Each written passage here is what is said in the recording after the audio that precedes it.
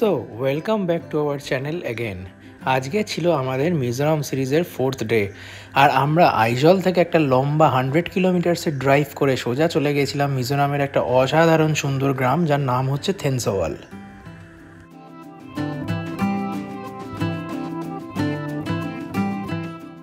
থেনসওয়াল গ্রামটা বিখ্যাত হচ্ছে এখানকার সুন্দর ওয়াটারফলসের জন্য। তো আমরা সময় নষ্ট না করে প্রথমেই চলে গেছিলাম তুহিয়ারু ওয়াটারফলস। আর তুহিয়ারু ওয়াটারফলসের অপূর্ব সৌন্দর্য দেখার পর আমরা দেখতে চলে গিয়েছিলাম ভান্তমাং ওয়াটারফলস।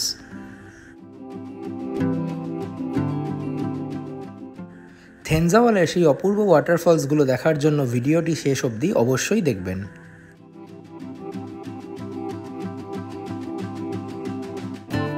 বৃষ্টি আজকে কন্টিনিউয়াসলি হয়েই যাচ্ছে ঝিরিঝিরি করে, কখনো বেশি কখনো কম, থামার কোনো প্রশ্নই নেই।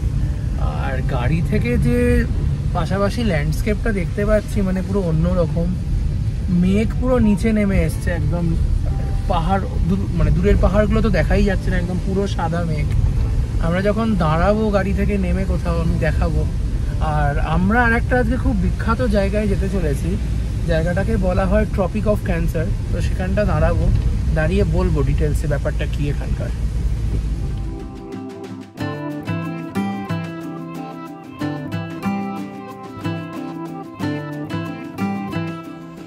তো আমি এই মুহূর্তে দাঁড়িয়ে ঠিক কর্কটক্রান্তি রেখার উপরে কিন্তু, আর এই জায়গাটার উপর দিয়ে অ্যাকচুয়ালি কর্কটক্রান্তি রেখা বা ট্রপিক্যাল ক্যান্সার গেছে।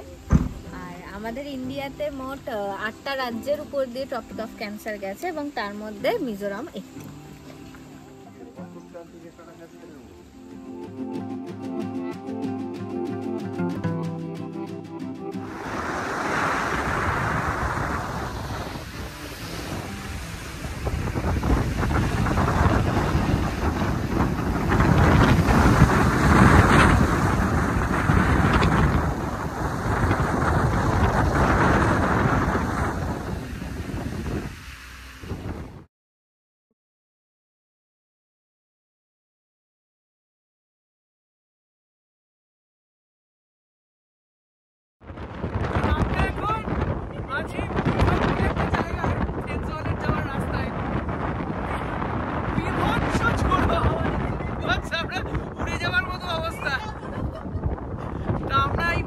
একটা ভিউ পয়েন্টে দাঁড়িয়েছি, মানে আমি দেখাই ভিউটা দেখুন, জাস্ট মানে বলা যাবে না, নিজের মুখে প্রকাশ করা যাবে না এত সৌন্দর্য দেখুন।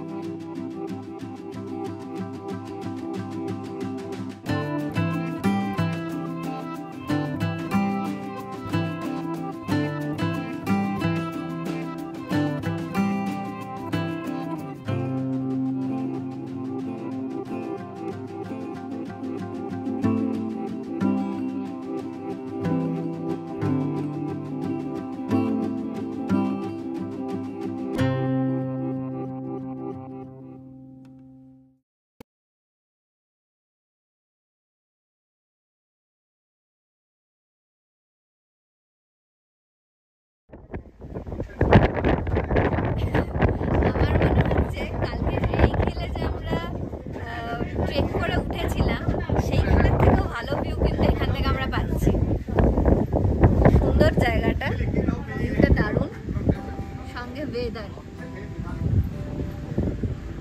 সত্যি জমজমাট মিজোরাম হয়ে গেছে।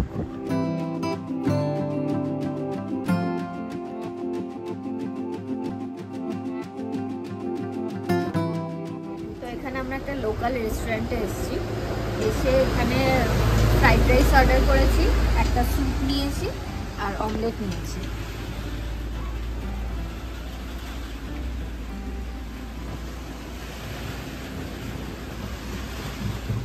স্যুপটা খেতে খুবই ভালো। আমি যা বুঝলাম এরা না চাল আমাদের মতো অতটা নরম করে খায় না, একটু শক্ত থাকে। বাকি আজকের খাবার কিন্তু ভীষণ টেস্টি, ভীষণ সুন্দর খাবার। তো খিদে পেয়েছে, তাড়াতাড়ি খেয়ে নিই।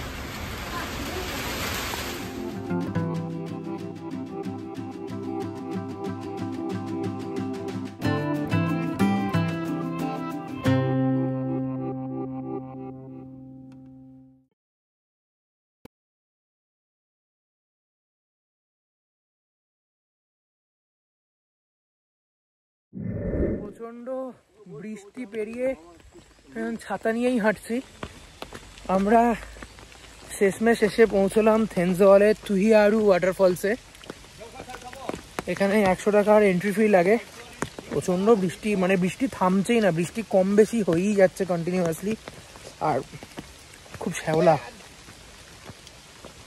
তো এখন যাচ্ছি ওয়াটারফলসের দিকে। ওই টিকিট কাউন্টার থেকে এখানে সিঁড়ি দেওয়ার রাস্তা বানানো আছে, ওই 800 মিটার 900 মিটার মতো যেতে হয় নিচে নেমে। যাই, গিয়ে ওয়াটারফলস দেখাবো। সমস্যা হয়ে যাচ্ছে বৃষ্টিটা, মানে বৃষ্টি কন্টিনিউয়াসলি হয়েই যাচ্ছে, থামছে না। তবে এটা আমরা জেনে বুঝেই এসছি বলতে গেলে, কারণ এই টাইমে নর্থ ইস্টে বর্ষাকালই চলে। যাই, নিচে যাই।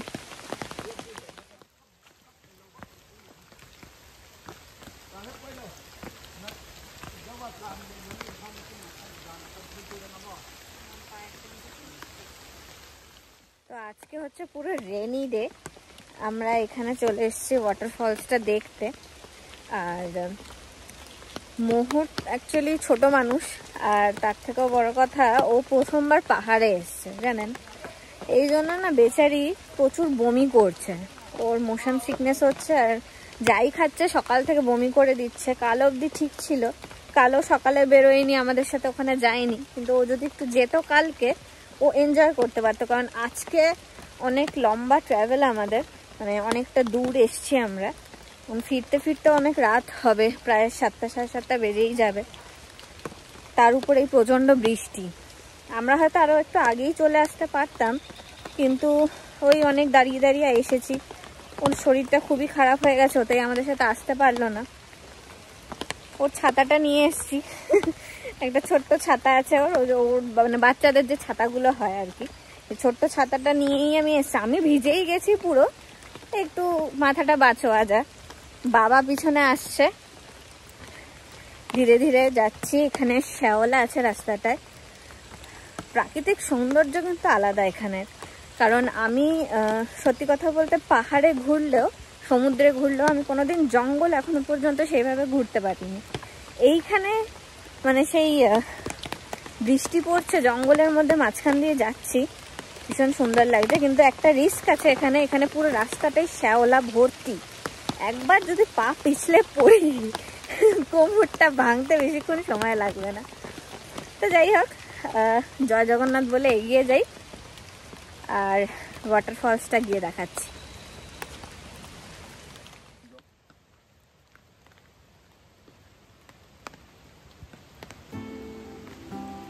ঝর্ণার আওয়াজ পাচ্ছি অলরেডি, সামনে যাওয়া যাক। প্রচন্ড এক্সাইটেড আমি দেখার জন্য।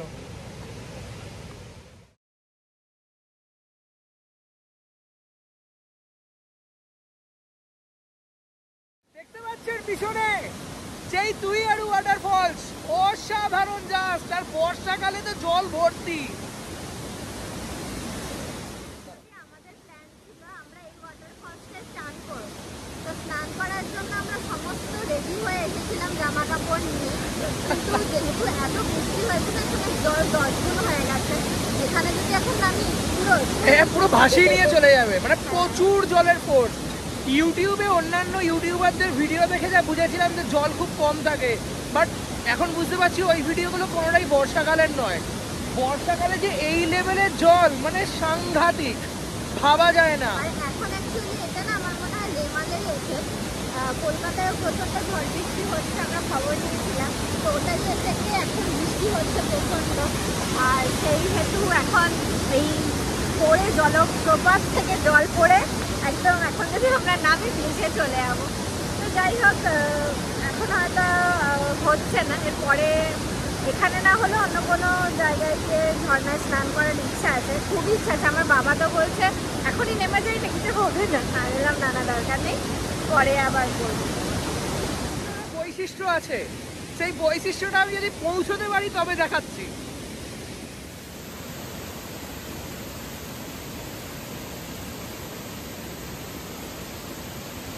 আমরা এখন যাচ্ছি ওয়াটারফলসের পিছনে, সেই বৈশিষ্ট্যর কথাই বলছিলাম। এই হচ্ছে সেই ওয়াটারফল যেটা পিছনে যাওয়া যায়। মাথার ওপরেই পাথর দিয়ে টস টস করে জল পড়েই থাকছে, সাংঘাতিক অ্যাডভেঞ্চারাস জায়গা।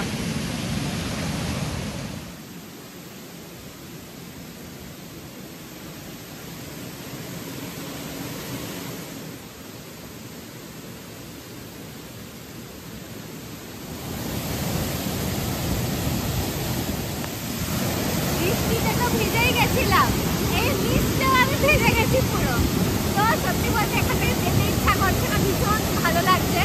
তবে জলটা কিন্তু কনকনে ঠান্ডা, আজকে হয়তো আমরা সত্যি স্নান করতে পারতাম না। তো যাই হোক, এবারে চলে যেতে হবে। এখানটাকে মানে মিস করবো, এটা খুব ভালো একটা মেমোরি আমাদের সাথে। চলো যাওয়া যাক।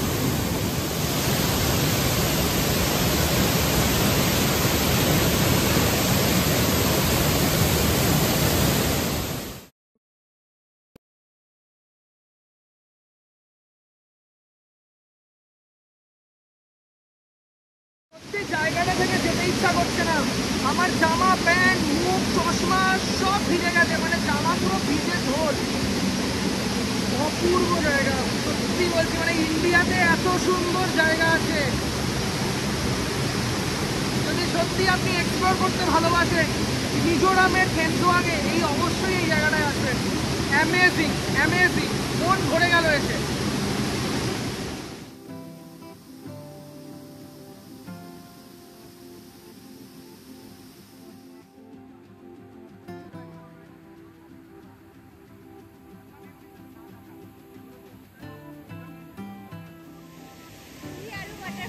এখানে গুড বাই বলে চলে যাবো আমরা এখন।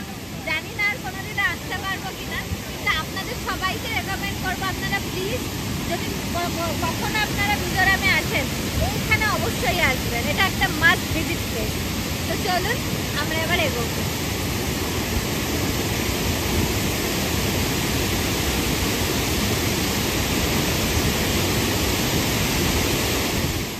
থুইয়ারু ওয়াটারফলস দেখে নিলাম, এবার আমরা যাচ্ছি ভান্তং ওয়াটারফলসের ভিউ পয়েন্টের দিকে। ভান্তং ওয়াটারফলসের নিচে অবধি যাওয়া যায় না, কোনো রুট তৈরি হয়নি, তো এখন আমরা সেই ভান্তংয়ের ভিউ পয়েন্টেই যাচ্ছি।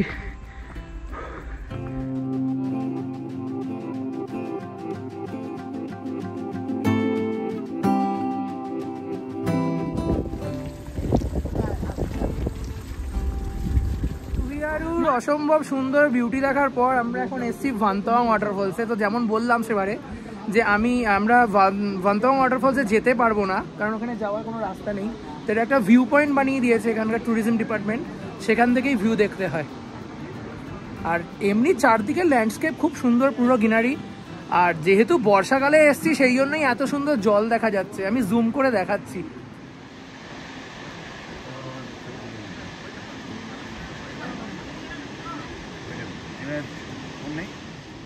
সত্যি প্রকৃতির কি অসম্ভব সুন্দর সৃষ্টি।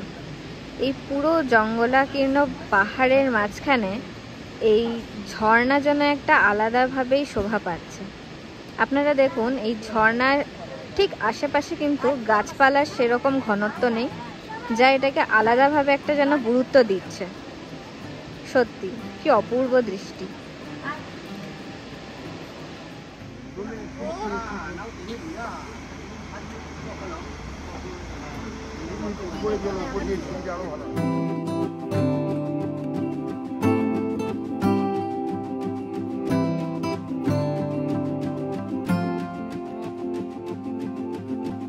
আমরা এখন এসে গেছি থেনজল গলফ কোর্সে।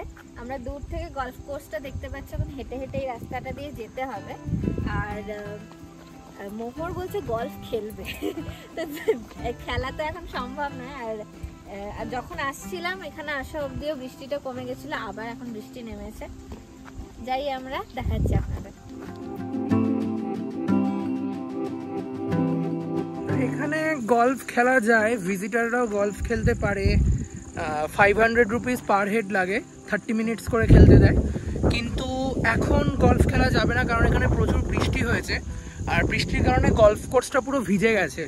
তো ভিজে যাওয়ার কারণে এখন গলফ কোর্সের ভেতরও ঢুকতে অ্যালাউ করছে না। আমাদের বলেই দিল যে আপনারা রাস্তা দিয়েই হাঁটুন। আর যদিও বা ঢুকতে পারি, বেশি ভেতরের দিকে যাওয়া যাবে না, কারণ গলফ কোর্স তো খুব মেনটেন করতে হয়, মানে খুবই ভালোভাবে মেনটেন করতে হয় গলফ কোর্সকে। তো যে কারণে ওরা বারণ করলো যেতে। তো যাই হোক, আমরা এখন রাস্তা দিয়েই হেঁটে হেঁটে চারদিকটা ঘুরছি। খুব সুন্দর। কলকাতার গলফ কোর্স দেখেছি একরকম, বাট এই পাহাড়ের কোলের গলফ কোর্স কিন্তু অন্যরকম বিউটি, অপূর্ব লাগছে।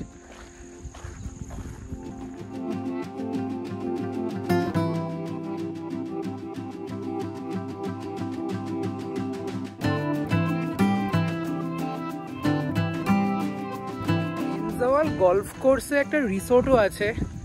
আপনারা যদি কেউ এসে এখানে থাকতে চান, অনলাইনে রিসোর্ট বুকিং করে থাকতেও পারেন। রেস্টুরেন্টও আছে, এখানে খাওয়া দাওয়া করতে পারেন। আর গলফ কোর্সের ভেতর থাকার এক্সপিরিয়েন্সটা আশা করছি ভালোই হবে। আমরা তো থাকছি না, তো ভবিষ্যতে কোনোদিন কোনো গলফ কোর্সে যদি থাকতে পারি দেখা যাক। তো এটা একটা ইনফরমেশন দিয়ে রাখলাম, আপনারা থাকতে পারেন এখানে বুকিং করে।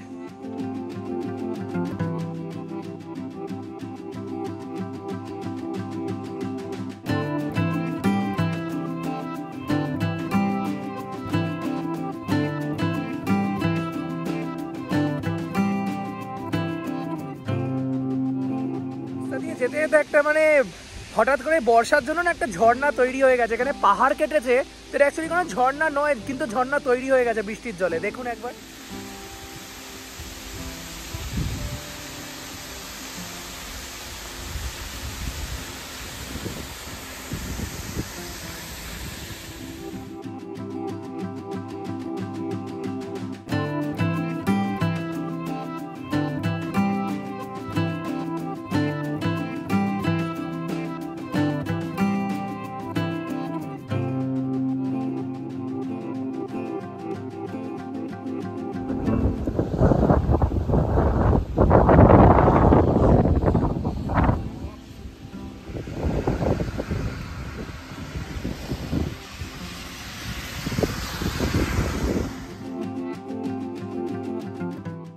থেনজাওয়াল থেকে বাড়ি ফেরার সময় আমরা সম্মুখীন হয়েছিলাম রেমাল ঘূর্ণিঝড়ের।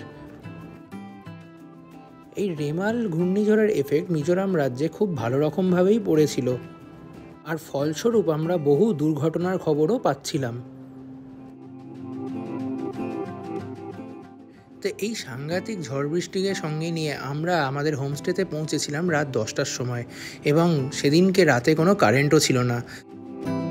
মিজোরাম বেড়াতে এসে এই ভয়ঙ্কর এক প্রাকৃতিক বিপর্যয়ের সম্মুখীন হব আমরা প্রথমে ভাবতেই পারিনি।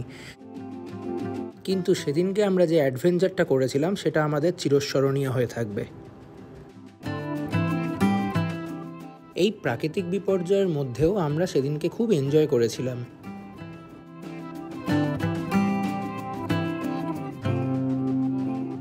তো আমাদের এই মিজোরাম সিরিজের থেনজাওয়ালের ভিডিওটি ভালো লেগে থাকলে অবশ্যই ভিডিওটি লাইক করবেন, বন্ধুদের সাথে শেয়ার করুন বেশি বেশি করে, আর অবশ্যই আমাদের চ্যানেলে একটা সাবস্ক্রাইব করে দিয়ে যাবেন। আমরা আসছি আবার পরের ভিডিওটি নিয়ে। সাবস্ক্রাইব করার সময় বেল আইকনটি ক্লিক করতে অবশ্যই ভুলবেন না।